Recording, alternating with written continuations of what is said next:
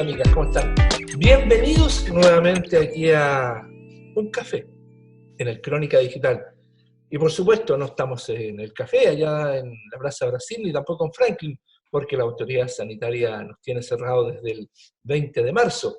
Pero sí desde nuestros hogares, llegando como todas las tardes, las mañanas y las noches, con un delicioso café. Y a esta hora del café queremos presentar a una colega que está colaborando con Crónica Digital, nuestra querida compañera periodista Charlín. Muy buenas tardes, Charlín. Muy buenas tardes, Iván. Gracias por la introducción. Bueno, sí, efectivamente nos encontramos en una nueva edición de El Café de Crónica Digital desde nuestras casas. Y en esta ocasión tengo un invitado que también lo voy a presentar. Él es Bastián Bustos. Hola, Bastián, ¿cómo estás?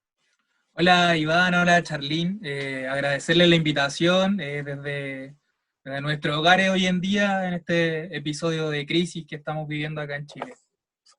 Oye, Exactamente, bueno. Sí, yo los quiero agradecer a los dos. Les quiero contar, estimados amigas y amigos, que nuestro invitado, Cristian Bustos, es psicólogo, experto en temas infantiles, juveniles y por supuesto del tema familiar. Y esto justamente nos trae esta conversación, ¿no es así, Charlie? Exactamente, tal como tú decías, Bastián es psicólogo, es experto en psicopatología infanto-juvenil y el día de hoy nos viene a hablar de esta situación tan excepcional como es la cuarentena por producto de la pandemia y que nos trae situaciones muy complicadas como por ejemplo el confinamiento y las consecuencias psicológicas que ello conlleva. Por favor, Bastián, contextualízanos un poco al respecto. Bueno, contarle un poco que yo creo que de alguna forma este espacio de pandemia, este espacio de crisis, nos conlleva a distintos estresores a nivel familiar, a nivel social. Hoy día vemos a las familias muy complicadas. También tenemos un tema económico, laboral, de alguna forma que está afectando a las familias de nuestro país. Y de alguna forma los psicólogos, yo he visto harta respuesta de los psicólogos en apoyar en esta crisis, en acompañar a esta familia y sobre todo ir otorgando espacios de palabra que son muy necesarios en este momento. Ahora, hay un tema que es bastante llamativo, por decirlo menos. Hoy día está el tema vinculado a los problemas en el hogar. No todas las familias en Chile viven en viviendas sobre 60, 70 metros cuadrados, que es lo que más o menos señala Naciones Unidas, donde podría habitar una familia. Sin duda en Chile las viviendas son de menor tamaño. En ese contexto, ¿cuál es la realidad que vive? La realidad que vive esa familia es la misma que una que vive en 80 metros cuadrados, 100 metros cuadrados, 150 o 200 metros cuadrados. No, evidentemente no. De alguna forma, el espacio, el territorio donde se encuentra la familia también generan ciertas condiciones psicosociales o condiciones para convivir, para poder, no sé, realizar ciertas actividades que se sugieran hoy en día desde los expertos de alguna forma, como el hacer deportes, como hacer actividades lúdicas. Entonces, uno cuando trabaja con la familia siempre tiene que acomodarla al contexto, a lo que está pasando en esa familia, al espacio que tiene y como ajustarnos siempre a la realidad de las familias de alguna forma, Iván. Exacto, bueno, una de las cosas que nos convoca hoy en día es el aumento por denuncias de violencia intrafamiliar, que según las cifras indica que entre el año pasado y este año, solamente en marzo, cuando recién estaba comenzando lo que hoy conocemos como cuarentena, aumentó el 20% respecto de 2019. Entonces, tú, claro, exactamente hablabas de ciertos elementos estresores, de la capacidad de convivir entre varias personas. Cuéntanos un poco más acerca de estos elementos estresores que tú mencionabas. Bueno, como decía Iván, uno dentro de esos elementos estresores es el espacio donde convive la familia. Otro podría ser los aspectos socioeconómicos. Hoy día las familias están muy preocupadas por el ingreso que están percibiendo de alguna forma. Muchas familias no están percibiendo dinero, no están teniendo este ingreso. Eh, También hay otro tema importante que tiene que ver con la educación de alguna forma. Educar a los hijos en casa no es fácil. un elemento complejo, no están las condiciones materiales, muchas veces las familias no tienen los computadores, no tienen los medios de conexión, entonces hay hartas condiciones, sobre todo socioeconómicas y psicosociales, que van afectando a nuestras familias a lo largo de los territorios. Y en ese contexto, Ahora, sí, damos un minuto, Charlene, pero en ese contexto yo me quiero ir a Puente Alto, a Cerro Navia, al Bosque, me quiero ir a cualquier lugar de Gran Santiago, o quiero ir más lejos, quiero ir a lugares muy apartados en el campo chileno o en la costa, donde objetivamente todos estos extensores que tú les llamas se están dando en gran medida. ¿Ya? ¿Cuáles son los consejos? ¿Cuál es lo que tú le podrías decir a aquellos que nos están viendo cómo enfrentar esta situación? O alguna de estas situaciones. Con respecto a los consejos, se recomiendan cosas igual sencillas que puedan ser accesibles para la familia. Partiendo por elaborar rutina, el hecho de despertar durante las mañanas, el cambiarse de ropa, el hacer como el bañarse, el aseo personal, el dejar ciertos tramos más o menos para despertar, ese es uno de los principios. Por otro lado, es como el establecer rutina, el elegir como momentos para que los niños puedan realizar sus tareas, generar ciertos bloques, hacer pausas saludables, que tienen que ver con realizar actividades creativas, artísticas, escuchar música. También está la proposición de objetivos que yo les planteo harto a las familias, a las cuidadoras, a los padres, a las madres, como ir planteándose un objetivo día a día que puedan cumplir dentro del hogar. Yo creo que esto de alguna forma también nos lleva como a un viaje hacia adentro el estar tanto en casa. Ahí surgen cuestionamientos, pensamientos, que son difíciles de manejar en el día a día de alguna forma. Bastián, yo te quiero hacer una pregunta. Dentro de las familias existen distintos tipos de integrantes. ¿Cuáles son los grupos más vulnerables? Sí, o sea, si uno revisa los manuales y si uno se va a la realidad práctica de alguna forma, hay grupos que han sido más vulnerados en la historia y en la actualidad sigue pasando. Sobre todo son las mujeres y los niños los que de alguna forma sufren más lo que es una pandemia. Hoy día igual con el avance de la sociedad de alguna forma o de los movimientos sociales también se ha dado que los hombres también están poniendo más en palabra un poco el sufrimiento que conlleva desde quizá un rol más como de llevar cosas al hogar. Hoy día eso también pasa por un aspecto emocional de alguna forma. Exactamente. Bueno, también te quería consultar dentro de los grupos vulnerables que viven distintas violencias dentro de la familia, porque una de las temáticas principales de esta entrevista es la violencia intrafamiliar que surge en torno al confinamiento. Me imagino que también existen ciertas violencias que son externas, me refiero a fuera del hogar y que al mismo tiempo afectan a la familia. ¿Tú podrías nombrar algunas de ellas? Sí. Yo creo que la violencia es como un fenómeno como que tiene varias aristas o factores de alguna forma. Ya es violento el no estar recibiendo como dinero de alguna forma, el derecho al trabajo, quizás esto mismo del confinamiento ya es violento para la familia y como que estos aspectos estresores van generando reacciones que no son, como que de alguna forma las familias se ven más en crisis de alguna forma. Como por ejemplo la inseguridad de saber si van a poder comer, ese tipo de cosas. Sí, me han llegado llamados en intervención en crisis donde hay cuestionamientos acerca de qué darle de comer a los hijos, o sea, situaciones de vulnerabilidad que uno pensaría que ya no existían o que eran muy lejanas, hoy día en la actualidad se están presentando mucho más.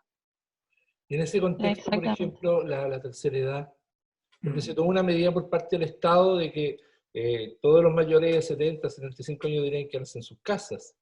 ¿Ah? Y aquí estamos hablando de gente todavía polivalente, no toda, pero gente que está acostumbrada a dar una vuelta en la calle o a la manzana. De hecho, ayer un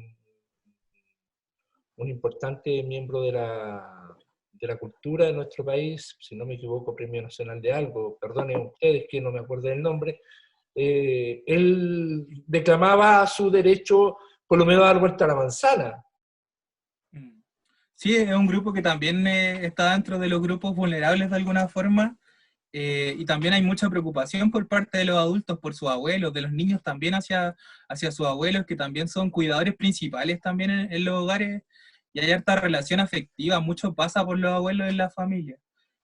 También en este momento se ven bien como afectados, porque son uno de los principales como afectados dentro de esta pandemia, o sea, en lo que es la vida, la muerte, en las cifras que se van dando, también es un grupo muy complicado de alguna forma. Exactamente, sobre todo el rol que ellos pueden encontrar dentro del hogar. Bueno, también quisiera preguntarte por los niños. ¿Qué va a ocurrir con los niños cuando termine esta pandemia? ¿Qué proyecciones se puede hacer respecto de ellos? Bueno, el otro día yo escuchaba una charla de uno de los expertos, Felipe Lecalanier, que hablaba hacia los profesores desde una de estas charlas por Zoom en el Ministerio de Educación, y comentaba que es muy necesaria una respuesta afectiva a la vuelta de esta pandemia de alguna forma. Pensar en los niños como que están con estrés postraumático, que no es una situación normal la que están viviendo, y pensar que los espacios educativos de alguna forma los tienen que recibir trabajando mucho en la contención, el realizar actividades lúdicas, el juego, la elaboración de las emociones, y él pensaba en una respuesta de unas primeras 8 semanas o 2 meses a la vuelta de esta pandemia posterior a que pase este confinamiento con los niños. Bueno, Exactamente. yo los quiero invitar, y ustedes también, estimados amigos y amigas, a un encuentro musical muy cortito de unos 4 minutos con el grupo Napalé, con un bolero espectacular que además en tiempo de pandemia también es bueno escuchar. Y volvemos en unos minutos más aquí, en el Café de Crónica Digital. ¡Te esperamos!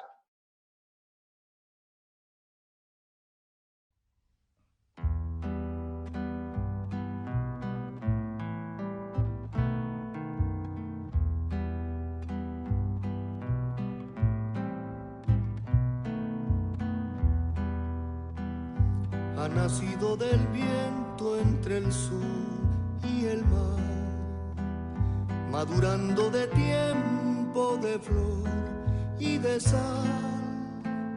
Ha buscado su cielo con propio color, dibujando su vuelo en mi corazón. Este amor que se enciende desde la libertad, abrigando ternura en tus ojos de paz, devorando momentos de entera pasión, construyendo recuerdos en una canción.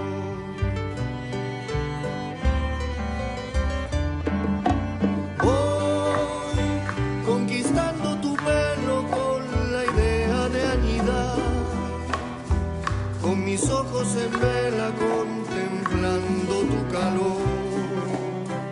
Voy soltando mi mar, voy llegando a tu flor.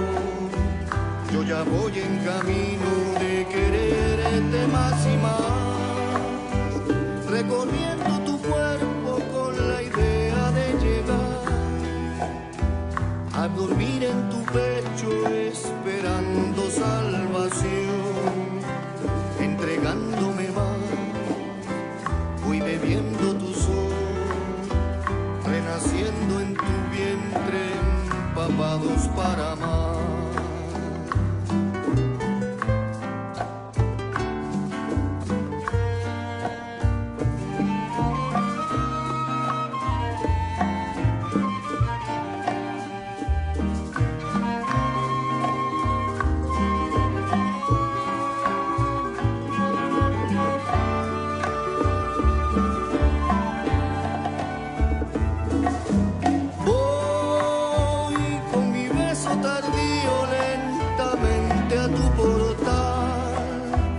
Derrotando a los miedos para darte el corazón.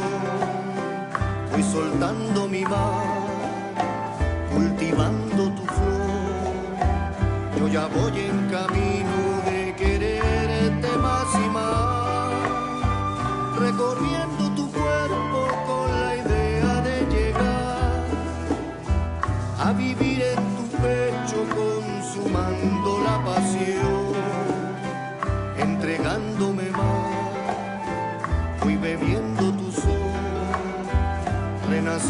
en tu vientre empapados para amar.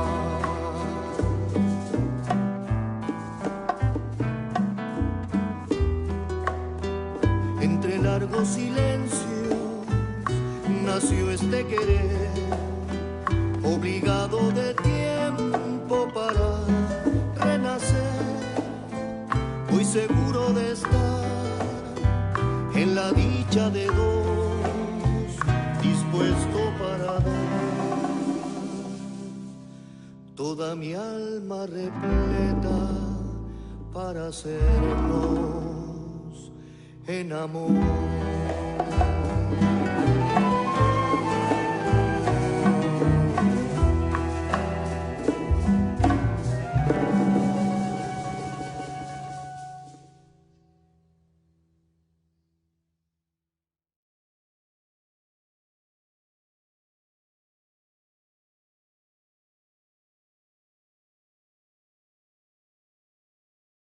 Oh, ¿les gustó? Hermoso, ¿no?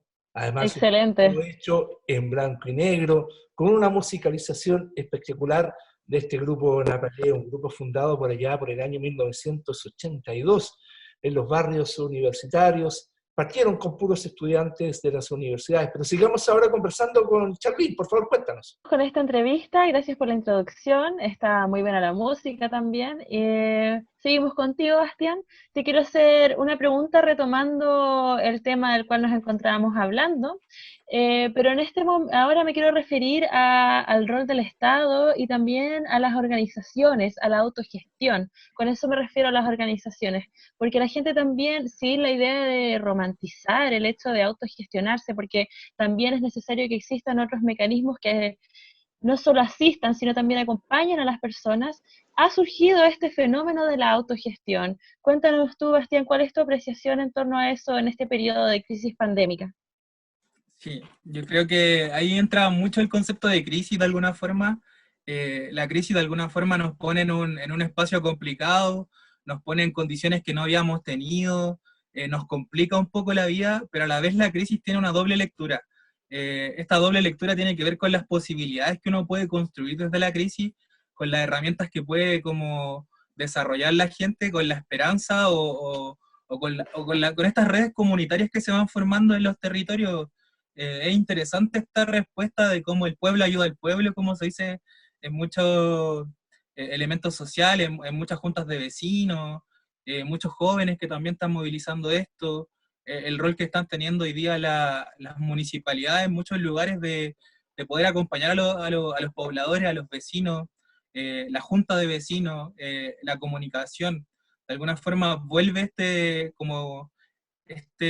hay un retorno a lo comunitario, a mi parecer, de alguna forma, como resumidamente. Exactamente. Tú también en algún minuto mencionaste que existían ciertas medidas ante este tipo de casos, tal vez medidas preventivas. ¿Podrías hablarnos un poco de ello? ¿En qué sentido? Medidas preventivas que se me fue un En poco ahí la el idea. caso de los tipos de violencia, por ejemplo, la gente como consecuencia de ello intenta organizarse y surgir de alguna forma a través de los vecinos, la gente ayuda a la gente mayor, a los más ancianos, les llevan sus remedios, pero también debería existir algún mecanismo que se haga cargo de esto. ¿Tú qué Mm. conoces de ello? Sí, yo conozco un poco del espacio preventivo de alguna forma, de algunos programas que vienen ejecutándose como políticas públicas hace rato. Entre estos está el Chile Crece Contigo, que acompaña sobre todo a los niños desde los 0 años con los controles de los embarazos hasta cuando ya está en la etapa escolar. El mismo programa Habilidades para la Vida, que de alguna forma va acompañando a los niños a través de la educación y también de la familia, haciendo campañas preventivas del buen trato, que de alguna forma intentan acompañar a la familia en este episodio de crisis, que los estresores de alguna forma generan más dificultades para poder llevar la convivencia en la casa igual. No justificando bajo ningún motivo la violencia que pueda surgir en los hogares. Creo que también ahí hay respuestas que tienen que ser preventivas, otras que tienen que ser paliativas o reparatorias de alguna forma. Oye, muy, muy, Muchas muy gracias, interesante lo Bastián. que tú estás planteando, ¿ah? Este hecho de que se pueda, el municipio la junta de vecinos, la propia organización, que más allá de la estructura que el propio Estado se ha dado, la gente se está dando. Esta cosa es de mirar un poquito más allá. ¿Cómo tú has podido ver el rol que han cumplido los municipios en este tiempo y también las juntas de vecinos? ¿Han sido importantes, han sido fundamentales o habríamos entrado definitivamente al caos? Yo creo que tiene que ver mucho con los territorios. Ahí uno tendría que hacer como un matiz, depende del lugar. En el caso de Puente Alto, yo he visto que ha tratado de hacer una respuesta eficiente de alguna forma. Se trabaja harto como con la junta de vecinos, se tenía un contacto de hace ya tiempo con los territorios, se trabaja a través, por ejemplo, hicieron campaña acerca de la vacunación, se mueven hartos departamentos de desarrollo social, y se intenta dar la mejor respuesta posible, pese a que las coberturas hoy día no están siendo, abarcando a toda la población. Yo creo que siempre hay gente que falta de alguna forma, y que ahí es cuando necesitamos más al Estado, cuando requerimos de un Estado que nos proteja, de un Estado que acompañe a estos municipios que hoy en día se están haciendo cargo de una crisis súper difícil, quizás nunca vivía en la historia de la gente que estamos en la actualidad. O sea, o sea, habría, habría sido necesario, por ejemplo, que las cajas de alimentos fueran repartidas por los municipios. Por cierto, o sea, por cierto que es necesario, lo vienen criticando varios alcaldes hace un buen rato igual, la coordinación del gobierno con las redes locales que son los municipios. Se requiere la mesa COVID, por ejemplo, que salió hace algún tiempo, se requiere que otras personas estén ahí, que haya voces de otras personas, el colegio médico, los psicólogos, trabajadores sociales, como todos los que están de alguna forma involucrados en esta respuesta. Los Es decir, que haya periodistas también. lo que es decir que haya una conexión más directa entre la población y los beneficios que se están entregando. ¿A eso te refieres?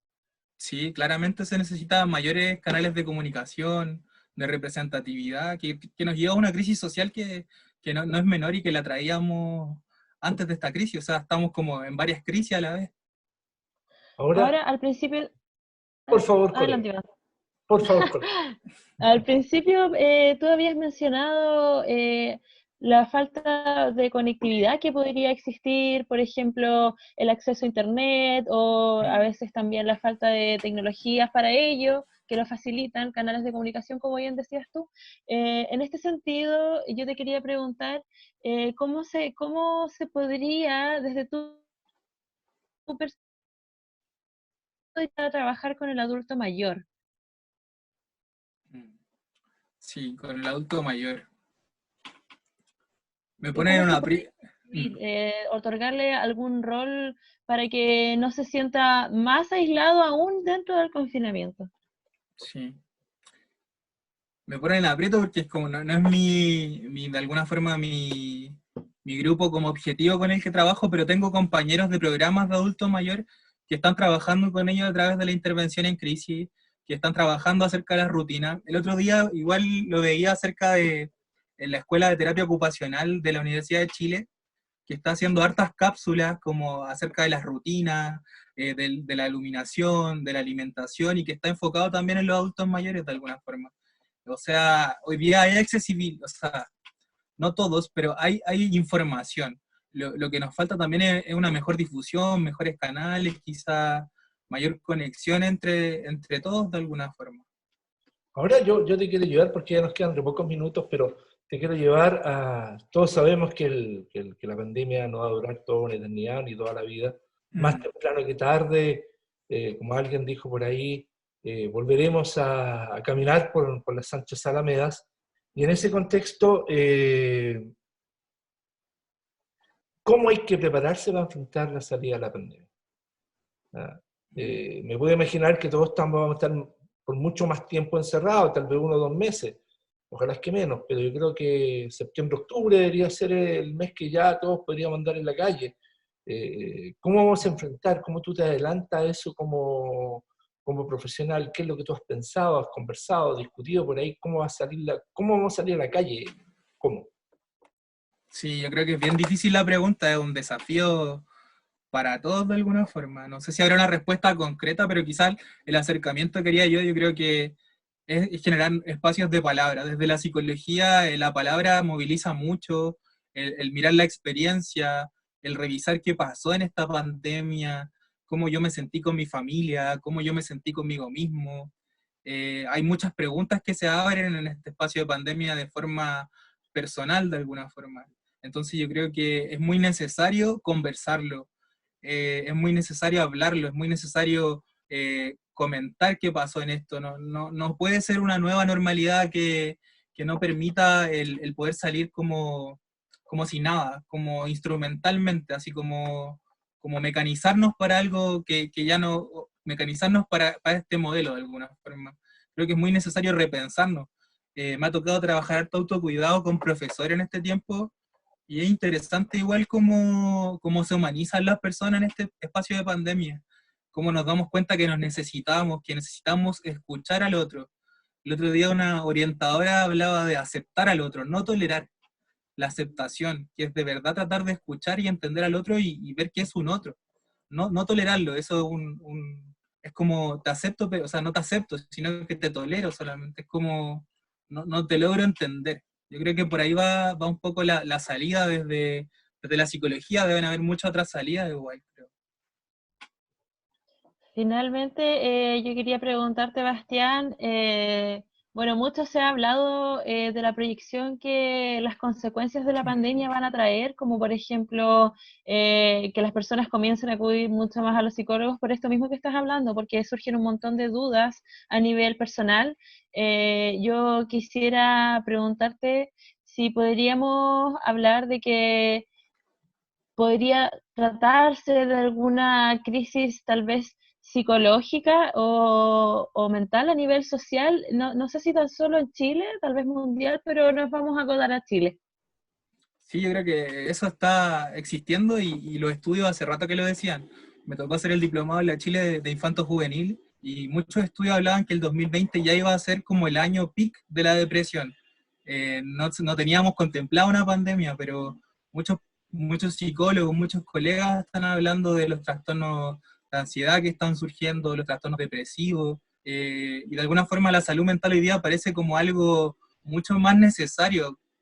También hay una crisis de alguna forma, no estaba invisibilizada la salud mental. Hoy día se requiere mucho más el trabajar con psicólogos, se naturaliza de alguna forma, se hace más común este espacio de conversación con los psicólogos, de terapia, de promoción, de prevención. Yo creo que vamos a vivir una crisis también a nivel de salud mental, si es que no ya la estamos viviendo, porque es Oye, súper complicado estar en casa. Oye, Bastián, mira ya la última pregunta, pero a ver, nosotros los chilenos tenemos algunas costumbres, Mm. darnos la mano, abrazarnos, somos muy de piel, nos mandamos rapidito a la chucha, hablando un buen chileno. Saliendo de esto, pareciera que no nos vamos a dar besos en la cara, no nos vamos a dar un abrazo del oso, no vamos a darnos la mano. Va a ser complejo como sociedad iniciar un proceso de cambio de hábito, ¿no? Mm. Sí, yo creo que va a ser sumamente complejo, va a ser cultural. Es un cambio cultural también. Yo creo que ahí los seres humanos tenemos harto de la moldeabilidad, o sea, esto mismo, aspiramos o trabajar la flexibilidad, yo creo que es algo súper importante también antes de salir de la pandemia. Yo creo que lo tratamos de hacer todos los días, cada uno de alguna forma. Por ejemplo, ayer estábamos en nuestras casas y se pone a temblar, o sea, otro estresor más. Yo creo que estamos o de alguna forma estamos adaptándonos a esto de estar en constante cambio, que ya, como que esta regularidad que se daba ya no es tan regular. Eh, Creo que va a ser complejo, pero es posible aprender otras formas de llevar las emociones, de sociabilizar. Los psicólogos trabajamos harto lo que son los tonos de voz, de repente, la mirada, lo corporal, que también puede como proyectar la afectividad. No solamente el tacto, sino que hoy día hay otras formas de también como relacionarnos y ver nuestras emociones. Bueno, Bastián, vamos a pasar a la última pregunta. Te la voy a plantear yo. Mira, me surge la siguiente duda. Yo quisiera saber si podríamos correlacionar todo el manejo sí, efectivamente el manejo que ha tenido el gobierno desde el estallido social hasta esta parte, que son 2 meses y medio, casi 3 meses de cuarentena. Yo quisiera, ya que estamos hablando de las proyecciones psicológicas y de salud mental, quisiera ver si podemos correlacionar ambas cosas y si la administración gubernamental que hay detrás de ello tiene relación con esas posibles consecuencias de las que estamos hablando. Sí, complicada la pregunta. Me pone un aprieto. No, pero evidentemente yo creo que el manejo de la pandemia tendrá su responsabilidad, esperemos, políticas, digamos. O sea, hoy día la cobertura que está teniendo la gente no es la que requiere. Necesitamos un Estado y un gobierno mucho más protector, que diera otras respuestas de alguna forma. No sé, es complicado, no sé cómo. Pero es entendible, querido Bastián. Entendemos todos que, sin duda, más allá del que está gobernando la actual situación, nos obliga, no tan solo a nosotros en Chile, sino que en todo el mundo, a tener una mirada más solidaria y al mismo tiempo con un Estado más presente en todas las esferas del desarrollo de nuestra sociedad y de la sociedad mundial. Yo les quiero agradecer a los dos el café, ya no queda nada.